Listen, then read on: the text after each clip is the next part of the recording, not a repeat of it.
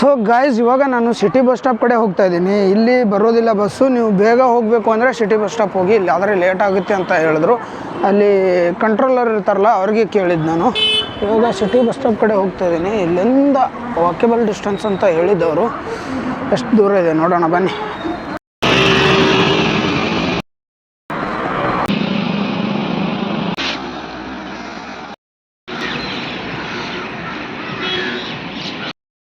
Guys, ನಾನು miss ಆಗಿ ಬೇರೆ ಪ್ಲೇಸ್ಗೆಲ್ಲ ಹೋಗಿದ್ದೆ. ಒಂದು 3 ಕಿಲೋಮೀಟ್ರು ಬೇರೆ ಪ್ಲೇಸ್ ಕಡೆ ಹೋಗಿದ್ದೆ.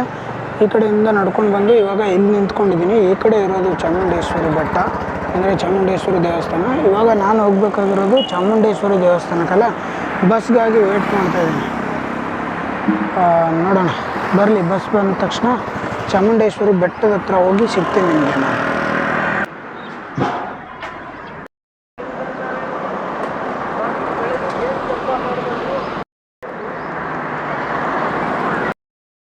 ಗಾಯ್ಸ್, ಇವಾಗ ಇಲ್ಲೊಬ್ರು ಕೇಳಿದೆ. ಅವ್ರು ಹೇಳಿದ್ರು ಇಲ್ಲಿ ಬರೋಲ್ಲ ಬಸ್ಸು, ಮುಂದೆ ಸರ್ಕಲಲ್ಲಿ ಬರುತ್ತೆ, ಅಲ್ಲಿಗೆ ಹೋಗಿ ಅಂತ.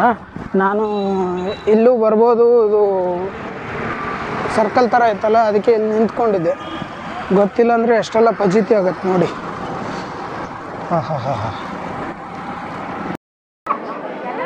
ನಮಸ್ಕಾರ Karnadu, welcome back to my YouTube channel. I hope ಎಲ್ಲರೂ ಚೆನ್ನಾಗಿದ್ದೀರ ಅಂತ ಅಂದ್ಕೊಂಡಿದ್ದೀನಿ. ನಾನು ಸಖತ್ತಾಗಿದ್ದೀನಿ. ಗುರು ನಾಡದೇವತೆ ನೆಲೆಸಿರುವಂಥ ಬೀಡು, ಸಾಂಸ್ಕೃತಿಕ ನಗರಿ ಮೈಸೂರಿಗೆ ನಿಮ್ಮೆಲ್ಲರಿಗೂ ಸ್ವಾಗತ. ನನ್ನ ಈ ಒಂದು 100 ಡೇಸ್ ಆಫ್ ಕರ್ನಾಡು ಚಾಲೆಂಜಿನಲ್ಲಿ 100 ಡೇಸ್ ಆಫ್ ಕರ್ನಾಡು ಅನ್ನೋವಂಥ ಒಂದು ಜರ್ನಿಯಲ್ಲಿ 22ನೇ ಜಿಲ್ಲೆ ಮೈಸೂರಿಗೆ ನಿಮ್ಮೆಲ್ಲರಿಗೂ ವೆಲ್ಕಮ್ ಮಾಡ್ತಾ, ಇವತ್ತು ನಾನು ಎಕ್ಸ್ಪ್ಲೋರ್ ಮಾಡ್ತಾ ಇರೋದು ಶ್ರೀ ಚಾಮುಂಡೇಶ್ವರಿ ದೇವಸ್ಥಾನ, ಚಾಮುಂಡಿ ಬೆಟ್ಟ. ಇದನ್ನು ಎಕ್ಸ್ಪ್ಲೋರ್ ಮಾಡ್ತಾಯಿದ್ದೀನಿ. ಈಗಾಗಲೇ ನಾನು ದೇವಸ್ಥಾನಕ್ಕೆ ಬಂದಿರೋ ಬಗ್ಗೆನ ನೋಡ್ಕೊಂಡು ಬಂದಿದ್ರಿ, ಯಾವ ರೀತಿ ನಾನು ದೇವಸ್ಥಾನನ ರೀಚ್ ಆಗಿದ್ದೀನಿ ಅಂತ. ಇವಾಗ ದೇವಸ್ಥಾನದ ಬಗ್ಗೆ ಇತಿಹಾಸವನ್ನು ನೋಡ್ತಾ ಹೋದರೆ, ಗುರು ಮೈಸೂರು ಅಂದ ತಕ್ಷಣ ಏನೆಲ್ಲ ನೋಡೋದಕ್ಕೆ ಸಿಗುತ್ತೆ, ಎಷ್ಟೆಲ್ಲ ನೋಡೋದಕ್ಕೆ ಸಿಗುತ್ತೆ. ಮೈಸೂರು ಪ್ಯಾಲೇಸು, ಟಿಪ್ಪು ಸುಲ್ತಾನ್ ಆಳ್ವಿಕೆ ಮಾಡಿದಂಥ ಒಂದಷ್ಟು ಕುರುಹುಗಳು, ಮತ್ತು ಶ್ರೀರಂಗಪಟ್ಟಣ, ಇದೆಲ್ಲವೂ ನೋಡಿದಾಗ ಚಾಮುಂಡೇಶ್ವರಿ ದೇವಸ್ಥಾನಕ್ಕೆ ಭೇಟಿ ಕೊಡದೆ ಹೋಗದೇ ಇರೋದು. ಗುರು ಮೈಸೂರಿಗೆ ಬಂದಿರೋ ಯಾರಾದರೂ ಕೂಡ ಚಾಮುಂಡೇಶ್ವರಿ ದೇವಸ್ಥಾನನ ನೋಡದೆ ಹೋಗ್ತಾರಾ? ತುಂಬಾ ವಿಶೇಷವಾಗಿರುವಂಥ ದೇವಸ್ಥಾನ ಚಾಮುಂಡೇಶ್ವರಿ ದೇವಸ್ಥಾನಕ್ಕೆ ಇವಾಗ ನಾನು ಕೂಡ ಭೇಟಿ ಕೊಡ್ತಾ ಇದ್ದೀನಿ. ನೋಡಿ, ಇದು ಬಂದ್ಬಿಟ್ಟು ಆ್ಯಕ್ಚುಲ್ ಆಗಿ ದೇವಸ್ಥಾನ ಇರುವಂಥ ಜಾಗ, ದೇವಸ್ಥಾನದ ಗೋಪುರ ಇದು. ಇವಾಗ ನಾವು ಕೂಡ ಕ್ಯೂವಲ್ಲಿ ನಿಂತ್ಕೊಂಡು ದೇವಸ್ಥಾನದ ಒಳಗಡೆ ಹೋಗಿ ದರ್ಶನ ತಗೊಂಡು ಬರೋಣ ಬನ್ನಿ.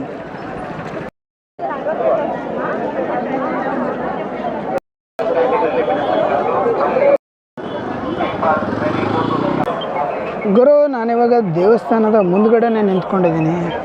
ಈ ದೇವಸ್ಥಾನಕ್ಕೆ ಟ್ರೆಕ್ಕಿಂಗ್ ಮಾಡಿಕೊಂಡು ಕೂಡ ಬರ್ಬೋದು, ಅಥವಾ ವೆಹಿಕಲ್ ಇದ್ದರೆ ಡೈರೆಕ್ಟಾಗಿ ವೆಹಿಕಲಲ್ಲಿ ಕೂಡ ಬರ್ಬೋದು. ಟ್ರೆಕ್ಕಿಂಗ್ ಮಾಡ್ಕೊಂಡು ಬರ್ತೀನಿ ಅಂತಂದರೆ ನಿಮಗೆ 1008 ಮೆಟ್ಟಿಲುಗಳಿರುವಂಥ ಒಂದು ಟ್ರೆಕ್ಕಿಂಗ್ ಸಿಗುತ್ತೆ. ಗುಡ್ಡನ ಹತ್ಬೋದು. ಅದೇ ರೀತಿ ಟ್ರೆಕ್ಕಿಂಗಲ್ಲಿ ನಿಮಗೆ ಮಹಾಗಣಪತಿ ದೇವಸ್ಥಾನ, ನಂದಿಯ ವಿಗ್ರಹ ಎಲ್ಲವೂ ಕೂಡ ನೋಡೋದಕ್ಕೆ ಸಿಗುತ್ತೆ. ತುಂಬಾ ವಿಶೇಷವಾಗಿರುತ್ತೆ ಆ ಟ್ರೆಕ್ಕಿಂಗು. ನನಗೆ ಡೈರೆಕ್ಟಾಗಿ ಬಸ್ಸು ಮೈಸೂರು ಸಿಟಿ ಬಸ್ ಸ್ಟಾಪಿಂದ ಚಾಮುಂಡೇಶ್ವರಿ ಬೆಟ್ಟಕ್ಕಿತ್ತು ಅನ್ನೋ ಕಾರಣಕ್ಕೆ ನಾನು ಟ್ರೆಕ್ಕಿಂಗ್ ಮಾಡಲಿಲ್ಲ, ಡೈರೆಕ್ಟಾಗಿ ದೇವಸ್ಥಾನಕ್ಕೆ ಬಂದಿದ್ದೀನಿ. ಇವಾಗ ನಾನು ನಿಮಗೆ ಆ ಒಂದು ನಂದಿಯ ವಿಗ್ರಹ ಇರುವಂಥ ಒಂದು ಸ್ಥಳಕ್ಕೂ ಕೂಡ ಹೋಗ್ತೀನಿ. ದೇವಸ್ಥಾನದ ಒಂದು ವಿಸಿಟ್ ಮಾಡಿದ ಮೇಲೆ, ಅಂದರೆ ಒಳಗಡೆ ಹೋಗಿ ದರ್ಶನ ಎಲ್ಲ ತಗೊಂಡ್ಮೇಲೆ ನಾನು ಈಗ ನಂದಿಯ ವಿಗ್ರಹ ಕೂಡ ಹೋಗಿ ನಿಮಗೆ ಅದನ್ನು ಕೂಡ ಈ ಒಂದು ಲಾಗಲ್ಲಿ ತೋರಿಸ್ತೀನಿ. ಬನ್ನಿ ಇವಾಗ ಒಳಗಡೆ ಹೋಗಿ ಬರೋಣ ಫಸ್ಟ್.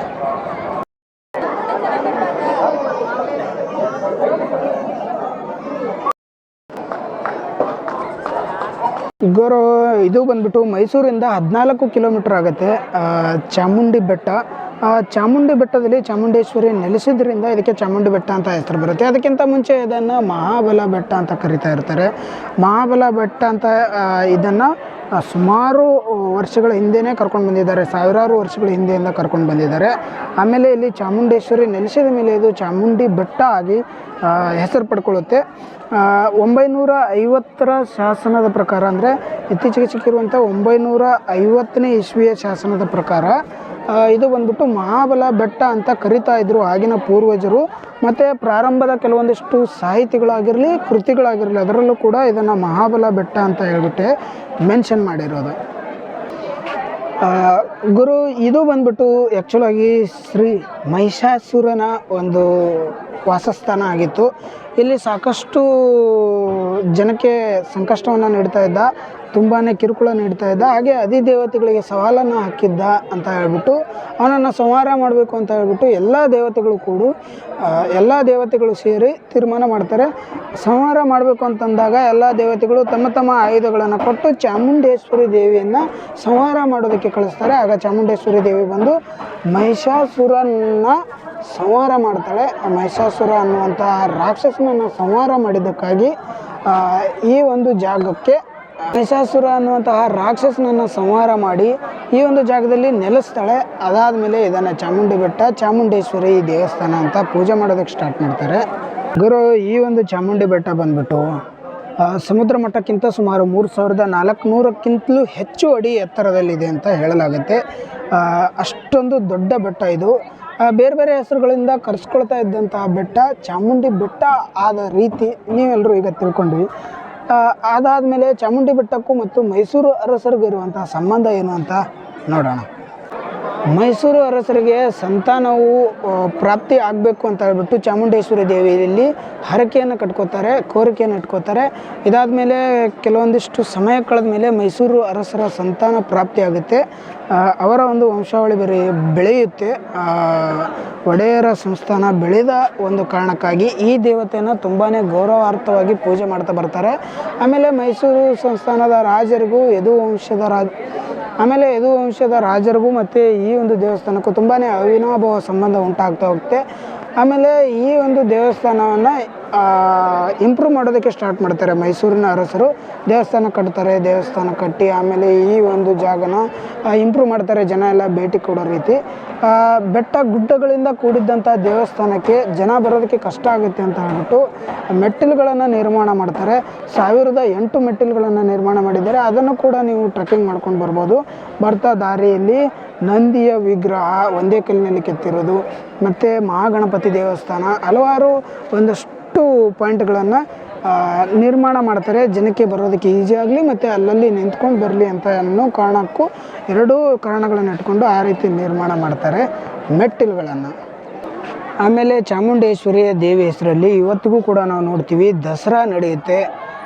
ದಸರಾ ನಡೀತಾ ಇರೋದು ಇವತ್ತು ಆನೆ ಮೇಲೆ ಸವಾರಿ ಮಾಡ್ತಾ ಇರೋದು ಚಾಮುಂಡೇಶ್ವರಿ ದೇವಿ ಆಗಿರ್ಬೋದು. ಆದರೆ ಇದಕ್ಕಿಂತ ಮುಂಚೆ ಮೈಸೂರಿನ ಯದುವಂಶದ ರಾಜವಂಶಸ್ಥರು ಆ ಒಂದು ಅಂಬಾರಿ ಮೇಲೆ ಕೂತ್ಕೊಂಡು ಮೆರವಣಿಗೆಯನ್ನು ಮಾಡ್ಕೋತಾ ಇದ್ರು. ಅದಾದಮೇಲೆ ಸರ್ಕಾರದ ಒಂದು ಹತೋಟಿಗೆ ಬಂದ ಮೇಲೆ ದಸರಾ ಅನ್ನೋದನ್ನು ತುಂಬ ವಿಜೃಂಭಣೆಯಿಂದ ಆಚರಣೆ ಮಾಡೋದಕ್ಕೆ ಸ್ಟಾರ್ಟ್ ಮಾಡಿದ್ದು. ಚಾಮುಂಡೇಶ್ವರಿ ದೇವಿಯನ್ನು ಆನೆ ಮೇಲೆ ಅಂಬಾರಿ ಒಳಗಡೆ ಕೂರಿಸ್ಬಿಟ್ಟು ಮೆರವಣಿಗೆ ಮಾಡೋದಕ್ಕೆ ಸ್ಟಾರ್ಟ್ ಮಾಡಿದ ಮೇಲೆ.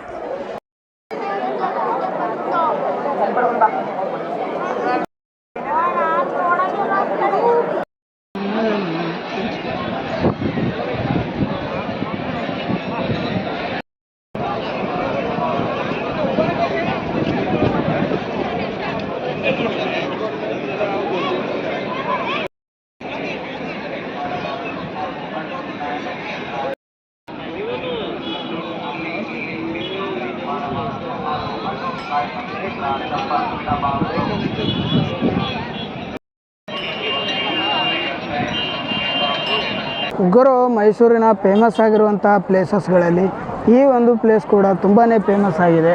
ಇದು ಬಂದ್ಬಿಟ್ಟು ಮಹಿಷಾಸುರನ ಒಂದು ಮೂರ್ತಿ. ಇದು ಚಾಮುಂಡಿ ಬೆಟ್ಟದಲ್ಲಿದೆ, ಚಾಮುಂಡೇಶ್ವರಿ ದೇವಸ್ಥಾನದ ಪಕ್ಕದಲ್ಲೇ ಇರೋದು. ಈ ಒಂದು ಮಹಿಷಾಸುರನನ್ನು ಸಂಹಾರ ಮಾಡಿದ್ದಕ್ಕಾಗಿಯೇ ಇಲ್ಲಿ ಚಾಮುಂಡೇಶ್ವರಿ ದೇವಸ್ಥಾನ ಉದ್ಭವ ಆಯಿತು. ಅಂದರೆ ಚಾಮುಂಡೇಶ್ವರಿ ನೆಲೆಸಿದ್ರು ಇವನನ್ನು ಸಂಹಾರ ಮಾಡೋದಕ್ಕೆ ಬಂದು. ಇವತ್ತಿಗೂ ಕೂಡ ಮಹಿಷಾಸುರನ ವಂಶಸ್ಥರು ಈ ಅಕ್ಕಪಕ್ಕದ ಪ್ರದೇಶದಲ್ಲಿ ಹಳ್ಳಿಗಳಲ್ಲಿದ್ದಾರೆ ಮತ್ತು ಈ ಚಾಮುಂಡಿ ಬೆಟ್ಟದ ಅಕ್ಕಪಕ್ಕದ ಪ್ರದೇಶದಲ್ಲಿದ್ದಾರೆ ಅಂತ ಹೇಳಲಾಗುತ್ತೆ.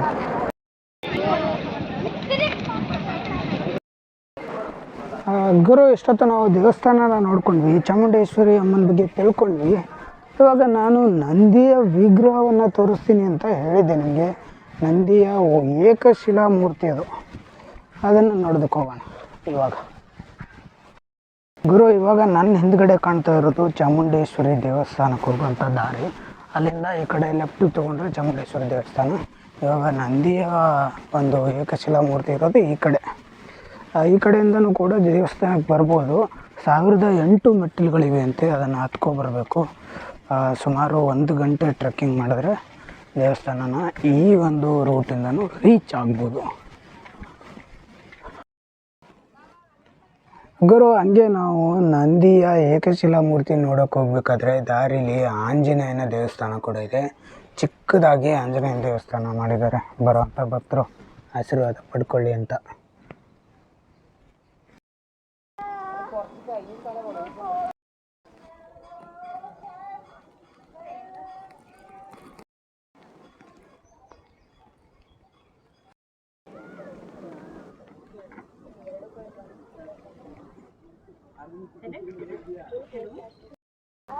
ಗುರು ನಾವು ಈ ಒಂದು ಮೂರ್ತಿನ ನೋಡೋಕೆ ಹೋಗೋ ಮಧ್ಯದಲ್ಲಿ ಇಲ್ಲೊಂದು ಸಖತ್ತಾಗಿರೋ ವ್ಯೂ ಇದೆ ನೋಡಿ.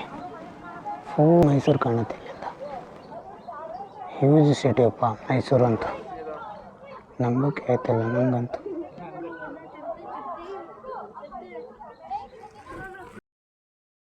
ಗುರು ಇದು ನೋಡಿ ಚಾಮುಂಡಿ ಬೆಟ್ಟದಲ್ಲಿರುವಂತಹ ನಂದಿಯ ವಿಗ್ರಹ. ಇದು ಬಂದ್ಬಿಟ್ಟು ಇಲ್ಲಿ ಏನಕ್ಕೆ ಚಾಮುಂಡಿ ಬೆಟ್ಟದಲ್ಲಿ ಏನು ಮಾಡ್ತಾ ಇದೆ ಅಂತ ಕೇಳಿದ್ರೆ, ಮಹಿಷಾಸುರ ಅಂತಂದರೆ ಶಿವನ ಇನ್ನೊಂದು ಹೆಸರು. ಮಹಾಬಲ ಅಂತ ಕರೀತಾರೆ ಶಿವನನ್ನು, ಭಗವಾನ್ ಅಂತ ಕರೀತಾರೆ, ಶಿವ ಅಂತ ಕರೀತಾರೆ, ಮಹಾದೇವ ಅಂತ ಕರೀತಾರೆ. ಎಲ್ಲ ಹೆಸರುಗಳು ಕೂಡ ಇರೋದು ಶಿವನಿಗೆ. ಶಿವ ಎಲ್ಲಿರ್ತಾನೋ ಅಲ್ಲಿ ನಂದಿ ಇರೋದು. ಹೀಗಾಗಿ ಈ ಚಾಮುಂಡಿ ಬೆಟ್ಟದಲ್ಲೂ ಕೂಡ ಈ ಒಂದು ನಂದಿಯ ಏಕಶಿಲಾ ಮೂರ್ತಿ.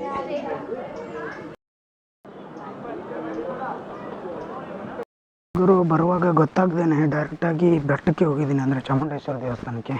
ಅದಕ್ಕೆ ಸ್ವಲ್ಪ ದೇಹ ದಂಡಸನ ಅಂತ ಇಳ್ಕೊಂಡು ಹೋಗ್ತಾಯಿದ್ದೀನಿ ಈಗ.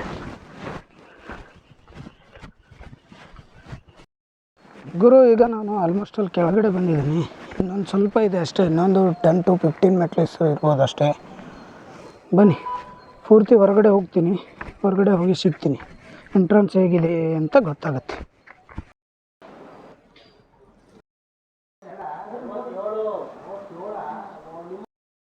ಗುರು ನೋಡ್ಬೋದು ಇವಾಗ ಪೂರ್ತಿಯಾಗಿ ಕೆಳಗಡೆ ಇಳ್ಕೊಂಡ್ಬಂದಿದ್ದೀನಿ. ಒಂದು ಕಡೆಯಿಂದ ಡೈರೆಕ್ಟಾಗಿ ಬಸ್ಸಲ್ಲಿ ಹೋಗಿ ಮತ್ತು ಬೆಟ್ಟನ ಇಳ್ಕೊಂಡು ಬಂದಿದ್ದೀನಿ. ಆ ಕಡೆಯಿಂದ ಬಸ್ಸಲ್ಲೇ ಹೋಗ್ಬೋದಿತ್ತು. ಇದನ್ನು ನಾನು ಎಕ್ಸ್ಪೀರಿಯೆನ್ಸ್ ಮಾಡಿದಾಗುತ್ತೆ ಮತ್ತು ನಿಮಗೂ ಎಕ್ಸ್ಪೀರಿಯೆನ್ಸ್ ಮಾಡಿಸಿದಾಗುತ್ತೆ ಅಂತ ಹೇಳ್ಬಿಟ್ಟು ಈ ಕಡೆ ಇಳ್ಕೊಂಡು ಬಂದಿದ್ದೀನಿ. ಹಂಗೆ ಬಂದು ಹಂಗೆ ಹೋದರೆ ಸರಿಯಾಗಿರಲ್ಲ, ನಂಗೆ ಗೊತ್ತಾಗಲ್ಲ ಏನೇನಿದೆ ಇಲ್ಲಿ ಅಂತ ಹೇಳ್ಬಿಟ್ಟು. ಹೀಗಾಗಿ ಈ ಕಡೆಯಿಂದ ಇಳ್ಕೊಂಡ್ಬಂದಿದ್ದೀನಿ. ಐ ಹೋಪ್ ಈ ಲಾಗ್ ನಿಮ್ಮೆಲ್ಲರಿಗೂ ಇಷ್ಟ ಆಗಿದೆ ಅಂತ ಅಂದ್ಕೊಂಡಿದ್ದೀನಿ. ಲಾಗ್ ಇಷ್ಟ ಆದರೆ ಶೇರ್ ಮಾಡಿ, ಲೈಕ್ ಮಾಡಿ, ಕಮೆಂಟ್ ಮಾಡಿ.